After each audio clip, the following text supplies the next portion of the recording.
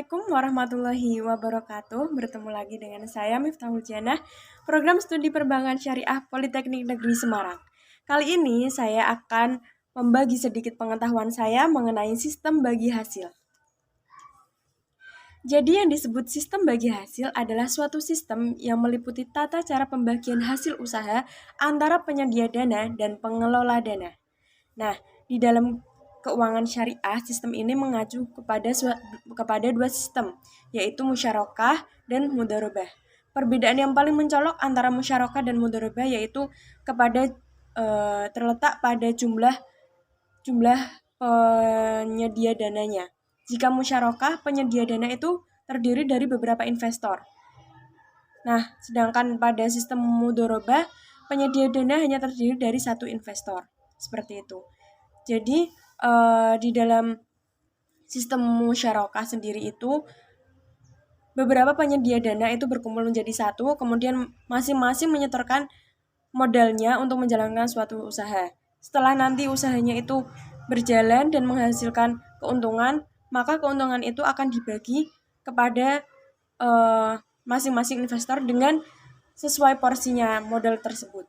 Nah, sedangkan pada sistem mudharabah sendiri, penyedia dana hanya merupakan satu orang yang disebut sahibul mal dan pengelola dana itu disebut dengan mudharib. Nah, di sini biasanya nisbah bagi hasilnya antara pengelola dana dan penyedia dana itu ditentukan di awal akad. Misalkan seperti perbankan yang membiayai seorang nasabah. Di situ berarti yang menjadi sahibul mal atau penyedia dananya adalah bank dan di mana pengelola dana atau mudharibnya yaitu nasabah. Jadi sistem bagi hasil itu merupakan bentuk return terhadap kontrak investasi tiap waktunya dengan nilai yang berubah-ubah. Mengapa nilainya berubah-ubah? Di sini yang dimaksud dengan nilai yang berubah-ubah adalah keuntungan tiap bulannya, karena di sini sistem bagi hasil, bukan dengan sistem bunga seperti perbankan konvensional. Jadi, pendapatan atau hasil keuntungan dari pengelola dana itu sendiri tiap bulannya pasti kan berubah-ubah. Jadi, nilai yang didapatkan oleh investor atau penyedia dananya itu berdasarkan hasil keuntungan yang didapat oleh pengelola dana. Jika mendapatkan keuntungan yang tinggi, maka bagi hasilnya juga akan tinggi. Jika nantinya keuntungannya rendah, maka hasilnya juga akan rendah. Nah, sekarang mengenai mekanisme bagi hasil yaitu ada 3. Yang pertama ada profit sharing.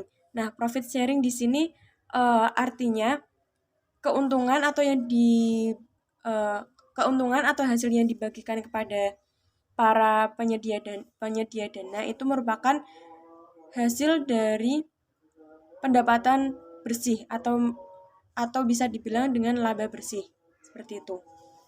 Nah, kemudian ada gross profit sharing, yaitu hasil yang dibagikan kepada penyedia dana merupakan hasil dari pendapatan yang didapat dan dikurangi dengan harga pokok penjualan, atau bisa dibilang dengan laba kotor.